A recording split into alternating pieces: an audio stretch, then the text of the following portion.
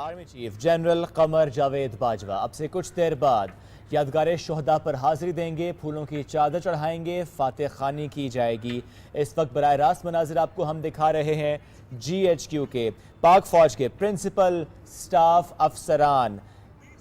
इस मौके पर यादगार शोहदा पर मौजूद हैं। इस वक्त मनाजिर आपको बराह रास्त हम दिखा रहे हैं GHQ के अब से कुछ देर बाद army chief general Qamar Javed Bajwa जो आज अपने ओहदे से सुबकदोश हो रहे हैं, यादगार शोहदा पर हाजिरी देंगे और नए आर्मी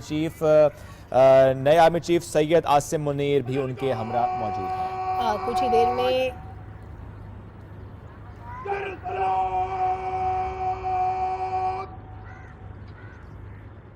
सलाम